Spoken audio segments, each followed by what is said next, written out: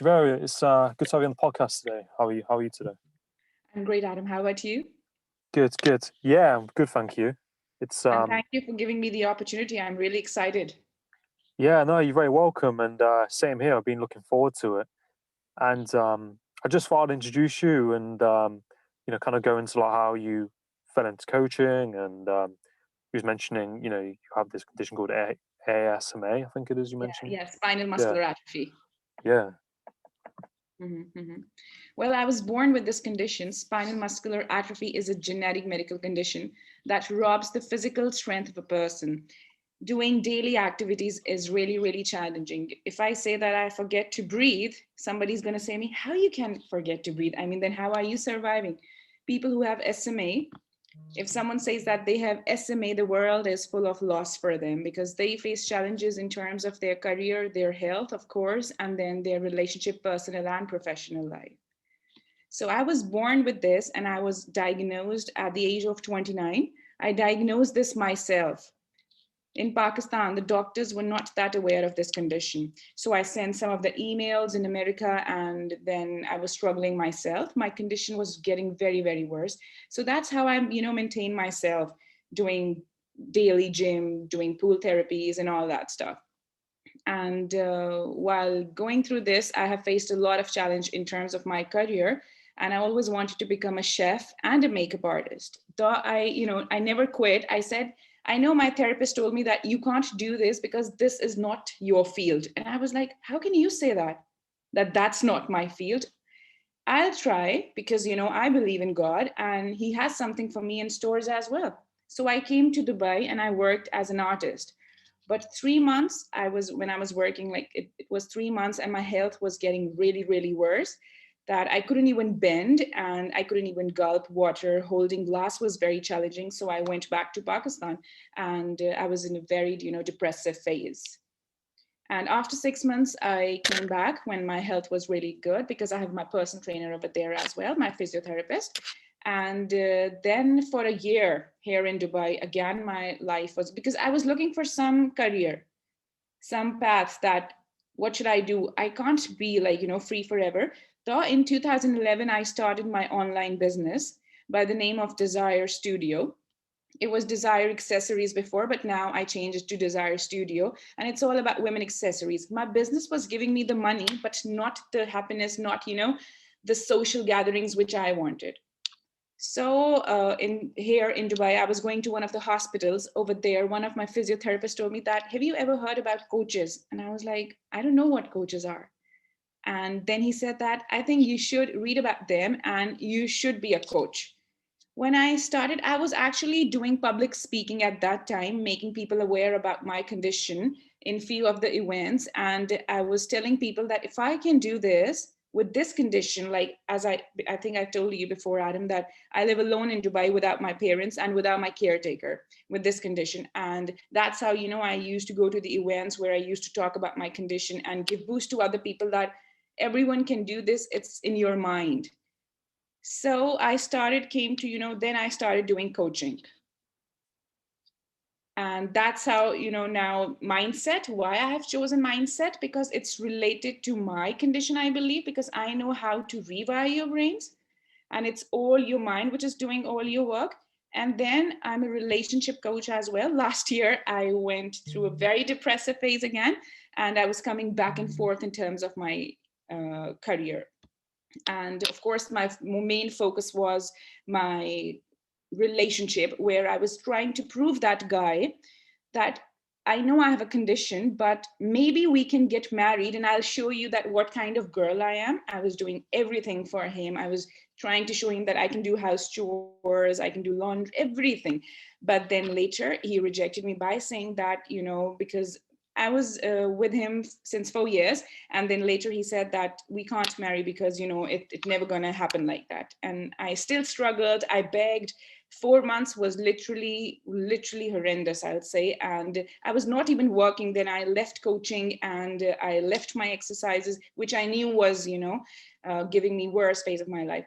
But then again, I started and I said, no, this time you need to focus on your career because that's not you. You are focusing, you're not even focusing on your health. That's how you are deteriorating it. And of course, what you're going to do, you'll be bedridden, you're going to die without any purpose. Yeah. Uh, I think like your story and what you said, is like pretty pretty powerful because, like you said, you had this condition and you've had it for years, and you've not let it stop you from doing what you want to do, and yet it's crazy how the doctors in Pakistan, you know, didn't know what it was or couldn't diagnose it, and you had to diagnose it yourself by sending emails and details to doctors in other parts of the world. But I think through that relationship phase as well, must have been difficult, and it's good that you kind of you got through that and you managed that, but you kind of didn't deserve to go through that, because that person, like, they're not looking at the situation in a kind of optimistic way. And I think like with what you're doing, you're looking after yourself, and you're not sitting back and being a victim. You're willing to say, I'm not going to let this stop me from doing what I want to do. Yeah, absolutely. Because one need to take the responsibility now in terms of, when I have a lot of clients in terms of relationship thing, they start blaming their partners instead of accepting that it's okay. It might be, we don't know both the situations. It might be your mistake as well, because you are allowing the other person. You have put yourself so low that they are treating you like a doormat, because they know that if ever they're going to call you, you'll be with them. So they'll treat you whenever, and they're going to call you whenever they want to. So I always say that you need to set some boundaries where you need to take responsibility for your own self. And I don't think so that makes you selfish. That makes you realize your worth. Mm, mm. Yeah, no, exactly. I think boundaries are so important, in relationships, especially because you don't want to be taken advantage of. You need those boundaries to be put in place so things are fair, and it's like your rights, and you shouldn't be treated a certain way, based on X, Y, Z. Yeah, Uh, absolutely, absolutely, they are. And when it comes to, the thing I really like about this is the relationship and my condition. In both the cases, you need to accept your condition, right? I have spinal muscular atrophy. I need to accept in order to thrive and to unlock my potentials. I got a breakup. I need to accept and to move, I need to move forward so that I could do other stuff. A lot of people, they are just, they don't want to move on. They just keep bragging. They're in that phase. I know it's challenging. It's really, really challenging. But I always say that you need to face the fear. How can you say that you're feeling fearful when you haven't faced the fear? It's always exciting to see that what's on the other side of the fear. yeah, no, I totally agree with you, and I think a lot of the time, like you said, you kind of got to step into that fear and go into it and come out the other side, and then you kind of realize that it was just emotions holding you back. And I think a lot of the time people can say that they have dealt with it, but they really haven't, and they're just pushing it to the side. And I think we've all kind of done that as a person, and like you said, you have to accept it and kind of let go of it, because otherwise you're going to stay in that place. And I think if people aren't moving forward from things, then it's going to affect them, their relationships, how they feel. And I think that's really important. And you have to be honest with yourself to be honest with to have that honesty with other people, because it's almost ultimately like how you treat yourself is going to kind of reflect onto other people that in that Mhm. relationship. Yeah, absolutely. In terms of, if I tell you acceptance, I never accepted my condition. I was every time focused on, I was very passionate and I always focused on my career. I said, no, I don't care. I have this condition. Okay, it is with me, but I want to do some other stuff. And later, I didn't knew that these therapies and exercises are really, really important for me. What I did, I had like nothing. I was running after my career. I didn't catch that career, which I was passionate about, being a makeup artist and a chef. And then, of course, my health was deteriorating. Mm. So I need to accept that I was fighting with my condition. You don't need to fight. You need to be friends with your condition. So yeah, you both can, Mm, go by hand in hand. That's how yeah, I know it's maybe I'll say that I learned a couple of years back. I learned a yeah, hard way. mm, yeah. No, I think that's a really good point that you have to kind of make friends with that condition or what's going on with you at that time, or what is going on, with you, um, like in the condition. And I think it kind of reminds me when I had like anxiety, in the Mhm, past, mhm, and the mhm, things that I was going through. I used to feel all this anxiety and all the rest of it, and I'll get angry, kind of at myself, and I'd be like, "Why is this happening to me?" And get frustrated. Oh, why me? And kind of go into that victim side of it and get angry mhm, about it. mhm, And it's like, well, I think that like over time, you then be kind of tune into it and kind of accept it. And I think if you accept it and understand it, it kind of makes it a lot more easier. I mean, I don't luckily I don't have that anymore. I don't experience what I was having back then. But through understanding it and accepting it, you kind of it's a bit like the water, isn't it? If you're splashing water loads, mhm, and it's mhm. just going to keep on creating all these ripples. So if you just leave it and accept it, it's not going to do that. Yeah, absolutely. So if I tell you that Dubai is very windy in winters, it's really, really windy that it's very challenging for me to walk because I have the issues with balance. If somebody push me like this, I'll fall down. I can't hold my body. And the wind is literally very, very windy. It is here. And you can't, I don't know how do I walk. It's very challenging. I stuck myself like this. And then my negative thought, I say that, oh my God, let's go home, Gia. You know what? Gia, sorry to say that, it's my pet name. So everybody calls me Gia. So that's why I'm saying. Okay. So they say, I'm like, you need to go home because you can't walk. And I'm like, I have given that thought a name. So my negative thought name is Dabby. So I say, Dabby, stop lying to me. It's a challenge. Let me break that fear. Let's see what the worst is going to happen. What's the worst going to happen?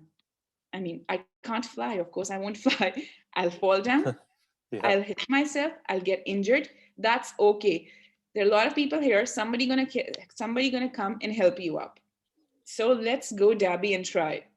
So me Mm, and Dabby were going and we were trying, and I was fighting with her, with in my mind, and I just give her a shut up call that let me focus, let me breathe, and then I'll say I'm a kind of a religious person as well, where I was calling God that please you have to help me because I am breaking up this fear, and I want to see that what's the best I can do with my condition, mm, and I broke that fear last year. This time, I mean, of course, it's winter's coming. I know it's going to be again windy, and it is getting windy somehow. And I go alone. I know that same thing happened with me, but then I, of course, call God and then I shut up Dabby that let's go. mm. Yeah. No, I really like that. And I think like as well, you're kind of pushing through that fear and kind of going into it and stepping out your comfort zone. And I think, like you said, you're kind of probably with that condition and being in your situation, you have to kind of like reassure yourself and tell yourself that if something does happen, it's going to be okay. And trying to like maneuver around. If you, I Mhm. don't know, if you was going to the gym or something, go in the safest route that you could, so it wasn't too windy. But if just kind of having those kind of boundaries in place where it's going to be okay. Yeah, absolutely. And I know a lot of people having SMA, and they have four types. So I have type 3. So people with same age, same type, their condition is worse. Maximum they can walk is 10 steps. For me, I can walk. I can, stretch myself and I can sometimes walk 10,000 steps, sometimes 6,000 steps. And why they can't walk that much? Because they're not into physical activities. Now, why they're not into physical activities? Because doctors told them do not do exercise because that's going to deteriorate your muscles. The overdoing is going to deteriorate your muscles, not strengthening or conditioning exercise will deteriorate. So they say that this condition is progressive. We have to die. Everybody has to die, but at least you can live somehow an amazing life with this condition as well if you set boundaries and if you push yourself. But mm, people, whatever they're written in the, you're going to search whatever it is written, they're going to believe that what doctor is telling. Doctors told me you can't do parasailing, you can't do skydiving, and I did that because that's my life. I want to enjoy my life. mm. Yeah, no, that's it's inspiring. It's really inspiring. What listening to you, and I think, like you said, I think doctors shouldn't say things like this. I mean, I'm not going to go down the whole rabbit hole in that side of things, but I think people need to be careful what they listen to and what they believe and how they choose to Mhm. act, because the stand-up comedian Kevin Hart, Yeah, yeah. Mhm, mhm, he mhm, he got involved in a car accident like not too long ago, and mhm, the doctor said something to him, don't walk, don't do this, don't do that, and he was like, no, I'm choosing to do XYZ and not sit back, and he's fine now, luckily. And I think, like you said, you have from people saying things to you as well, and don't do this, don't do that. mhm. um I think you kind of have to have your own mindset towards it, and people shouldn't say things like that, because some people, if they believe that, they go, okay, well, I won't. Because I think physical exercise and moving around and having that kind of mindset is good. And I think if you set your mind to do something, you'll do it. Because Mhm. surely if you sit down and you don't move, you're going to stiffen up, and it's going to make it even worse. I believe that mindset is more powerful and more stronger if you get to know about it, is more powerful than your skills. In fact, it is going to enhance your skills. So I'll just drink in a minute. That's Yeah, all. it's no, exactly. It's definitely you know like 90 something percent mindset, isn't it? Really, when you think about it, like a lot of Mhm, what's behind it all, because like your thoughts become kind of things, don't they? And they emotionalize, and how you choose to see things. mhm, You'll mhm. manifest that. I was not like this. I mean, I do had doubts as well. Mm, And while living in Pakistan, if I tell you, if somebody has any kind of condition and then living in Pakistan, it's not an easy thing. Where people gonna stare you, where people gonna tell you, your relatives, your friends, that nobody is going to marry you because you have this condition. And then teachers, and then later I got diagnosed with ADHD, that is attention deficit hyperactive disorder. yeah, so That is yeah. that you have, yeah, and you have, you cram in terms of, I do cram in terms of grammar and numbers. And my teachers told me that when I was in my class, because I used to come late, there were lots of stairs, my class was on third floor, and they told me that, you come late, so I'll fail you. And I was like, and I didn't knew that what kind of condition I had. Trust me, I was very, very fat, and they used to make fun of me. And the best part is that my family, my parents, my siblings, they are very supportive that I didn't catch that kind of mindset, that kind of negative mindset in me. So that helped Mm, me out. But later teachers told me that they're going to fail me, they make fun of me, and that happened. They called me goofy in front of whole school. And I was like, I mean, living in Pakistan with this condition where people are going to stare you, where people are going to judge you, keep passing comments that how you climb the stairs, how you get up from the floor, is not an easy thing. no, I can't believe that they say things like that to you. And I'm sorry for that. And I think, like, but through that, I think through difficult times and the hard times and situations like that, there's a lot of growth kind of taking place. Like internally, like you kind of push through that, Mm-hmm. Mm-hmm. and it makes you're a stronger person. And I think, like, you can then relate and help other people who might be going through similar things or gone through certain Yeah, things. But absolutely. I think people shouldn't judge people like that, or victimize people. And I think, like you said, people shouldn't do that. Because like in society and some cultures, like you said, people tell their friends, their family, and things like this. And there's this kind of like stigma attached to a lot of different things, and Mm-hmm. it's not the right way to be. And I think it's great that you're not letting this condition and these things stop you from doing what you want to do, and you're able to help other people and coach them, and kind of use that experience and not, not be a victim from it. Yeah, absolutely, absolutely. So this Um, thing is helping me a lot in terms of my coaching as well, because I believe that I have been through and I can mm, understand. And in mm, 2019, sorry, 2018 was the turning point. I mean, that's not that far, but I used to blame a lot. mm, In 2018, I fell down in the toilet, in the washroom. I was taking shower, and I don't go into the tub because then my ankle muscles are really, really weak. So I feel that, I'm going to slip off. And they don't have that strength as well. So I fell down. My half of the body was in the tub and half of the body was outside. And my hand muscle doesn't have that strength as well, because if I'm to hold something, because it will slip off. But the towel was on the side, and I grabbed the towel and I pushed myself because my shoulder doesn't have that strength. So how could I push myself? It took me an hour to drag myself and to come out of the toilet, literally, 35 to 50 minutes. Before, I was just figuring out that how do I get up, but I started panicking because the water was coming on my face. And mm, and I was like, thank God. I dragged myself. I came out, in my room, and I literally cried a lot. That why me every time people are, suffering in terms of their career and their relationships, and for me, it's like everything. Why me? I mean, but now I'll say that I'm so proud that I have spinal muscular atrophy, because mm, I know how to deal with life.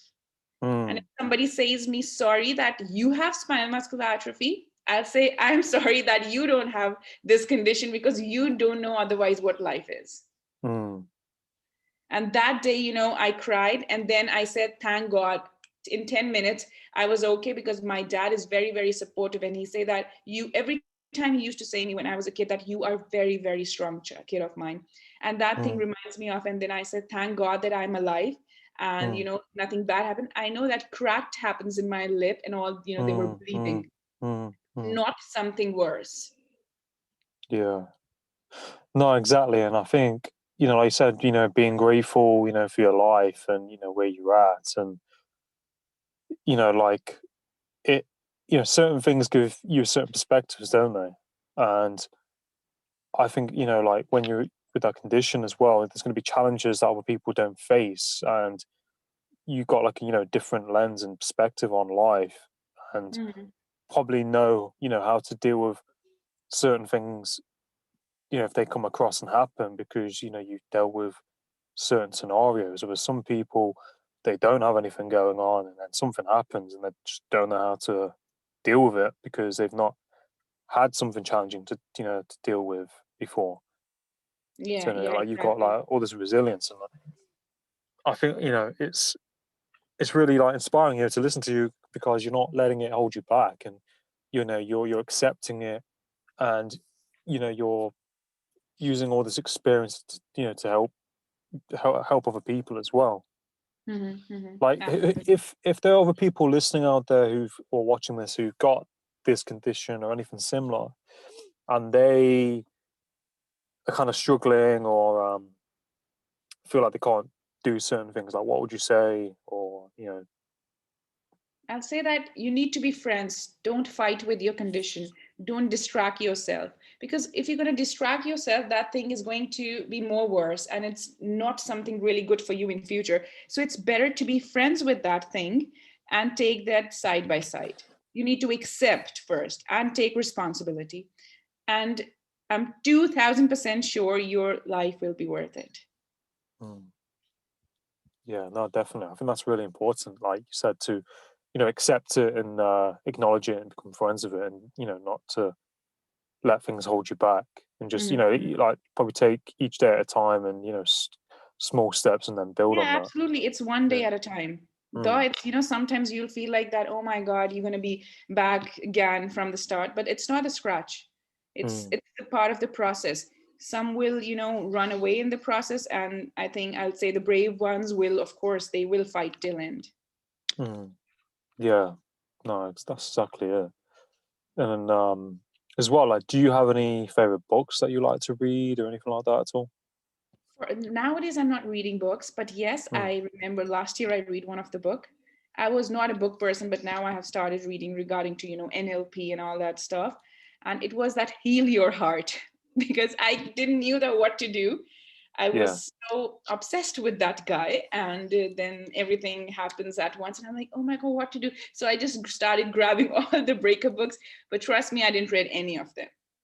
I Mm, don't know how. I just my this breakup, my condition made me very close to God. That mm, nobody helped me, He helped me. mm. Yeah. So Yeah. whoever, No. whatever believe, anyone, if you believe in universe, God, or whatever. So I believe that I went very close to God.